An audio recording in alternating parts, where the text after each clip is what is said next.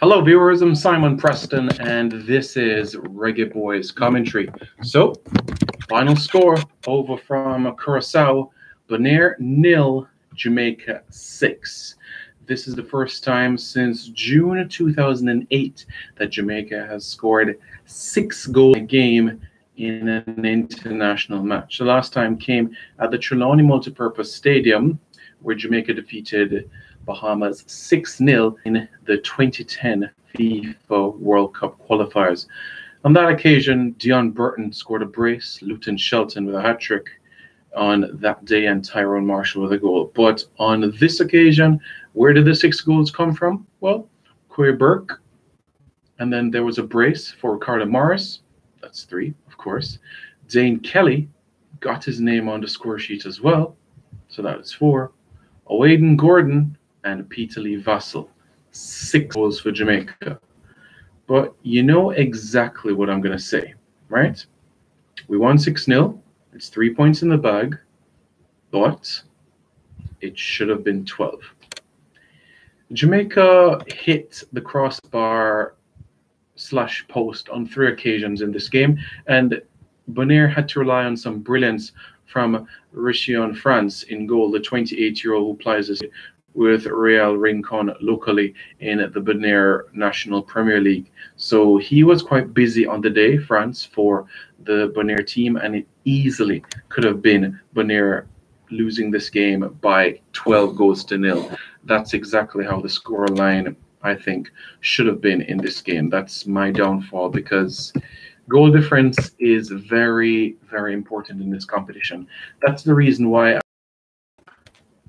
a peeve about us scoring goals, especially against the Cayman Islands back in September.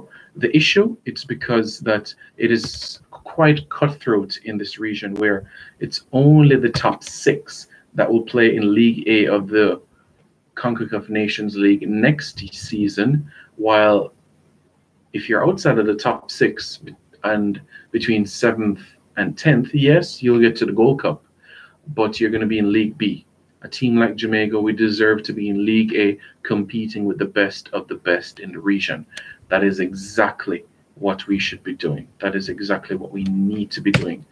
So where does things stand now after this victory now with the over the Bonaire? Well, Jamaica now moves to 6 points, and it now puts them 4th in the table. Curacao is at the top right now with a plus 15 goal difference with 6 points.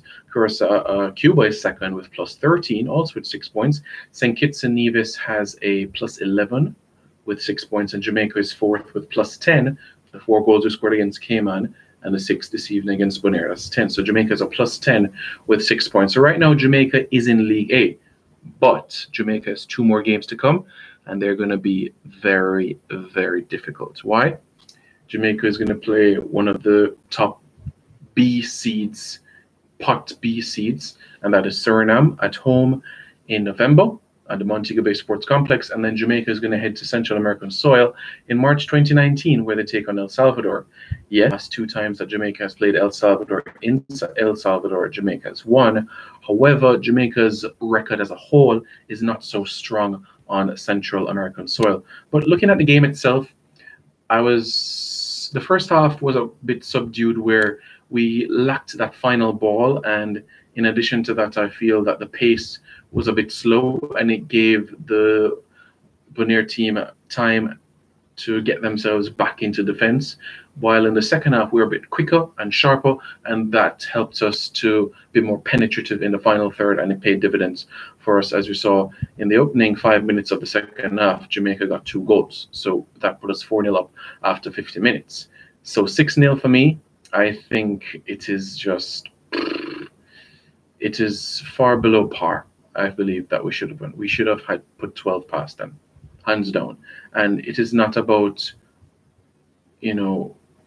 being an individual that is emotional. It's just being arrogant. That's how we should be. We're the big boys in the region.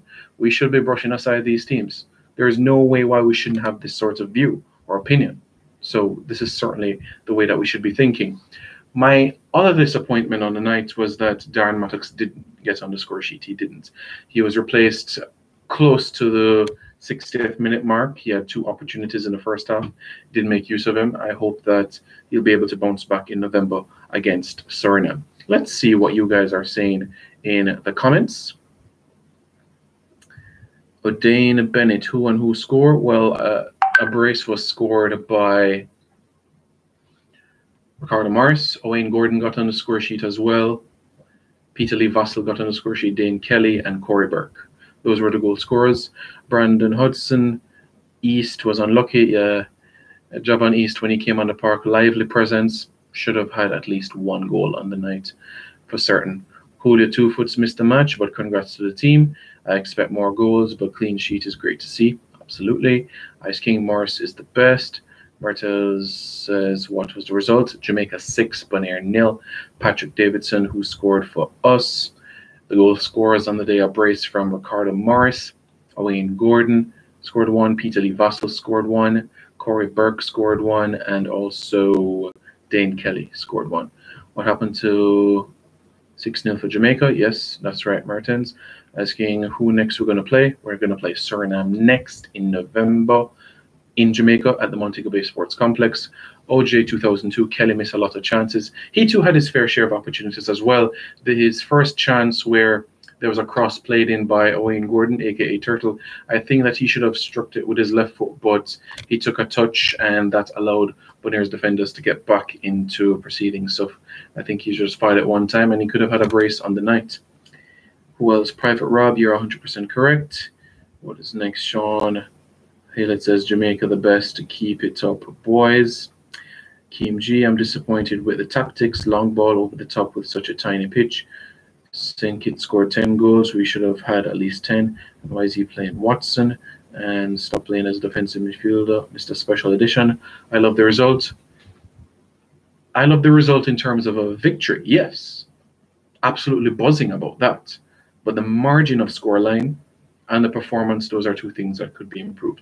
If I had to rate the performance on the night, I would give Jamaica 7.5 out of 10. That's how much I would give the boys this evening. And it's not just about conversion in terms of finishing our opportunities, but more so the variety, the style that we have been playing in terms of utilizing the flanks. That is good, but it would have been nice to see us go through the whole in terms of the middle a little bit more. I understand that Bonaire clogged it, but there were still gaps to be exploited, which we didn't make use of. Hopefully, that is something that we can make use of when we come back on home soil in November. Dwayne Miller, so that's the best team we have at the moment. Well, you know, Dwayne, we had some injuries, remember.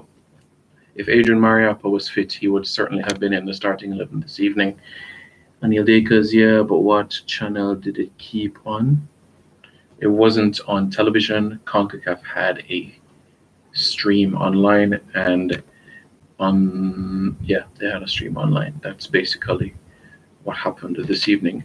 What else happened around the region?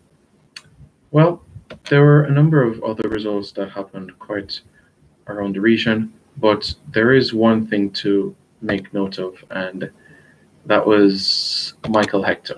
He picked up a yellow card when the game was 1-0, and at the end of the game, he picked up his 2nd yellow. So 2 yellows equal a red, so that means Michael Hector would be ineligible for Jamaica's game against Suriname, unfortunately.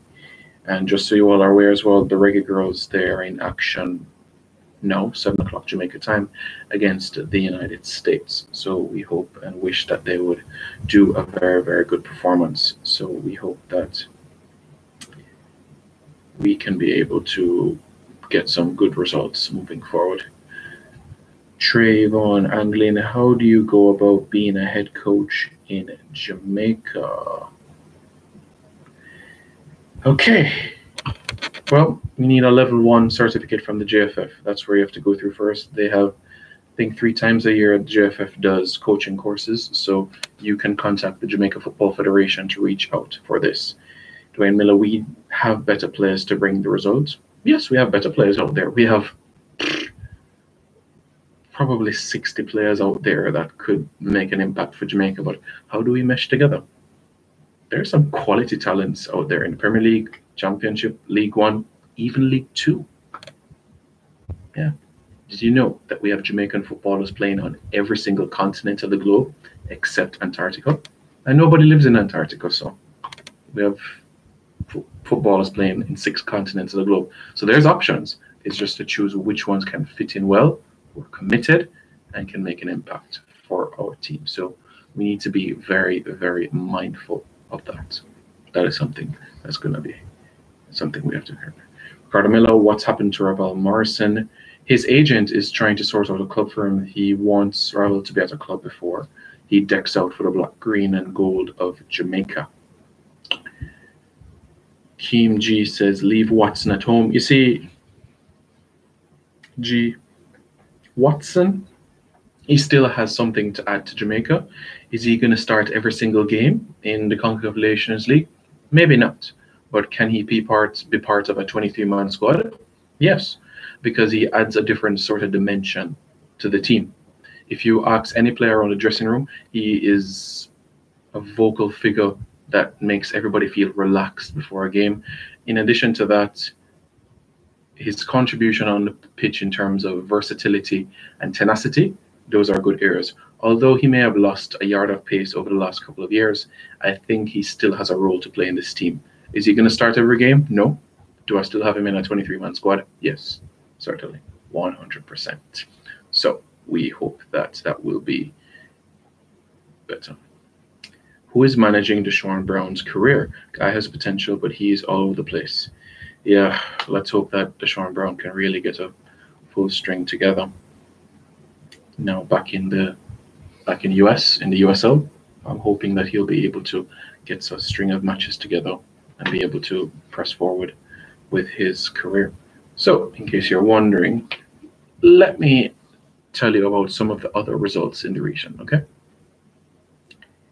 St. Kitts and Nevis 10, St. Martin 0. Did you hear that? 10-0, all right? And that's not even the biggest scoreline so far in the competition. Cuba got the better of I believe, Turks and Caicos Islands 13-0. 13-0. We had the potential to do that this evening, but we didn't.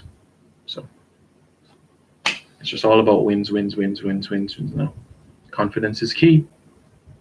And that's what we need to do. That's what we need to do. Dwayne Miller. Giles Barnes is with the Colorado Rapids in the MLS. That is exactly where he is. Rudolph Austin is in Denmark. And yeah, that's about it. Reggae Boys fans, Jamaica 6, Bonaire 0. I know you're happy about the result in terms of a victory, but tell me, what do you make of the performance of the team? Do you think it should have been 10, 12, 15? Let me know your thoughts. As I said, my evaluation of the team on a scale of 1 to 10, 7.5. So you could say that's like a B+ for our performance. Room for improvement, and I'm hopeful that we'll be able to press on for that. And let's hope that the Reggae Boys will be able to move on. And just so you all know, that Jamaica's next game in the CONCACAF Nations League is going to be against Suriname at the Montego Bay Sports Complex. And that's obviously in Montego Bay, St. James. So if you're in Kingston, drive to Mobay. Wherever part of Jamaica you are, drive to Catherine Hall, and you can watch the game. So you can let me know what you think about that. All right, Reggae Boys fans, thank you very much for tuning in. Really appreciate you tuning in.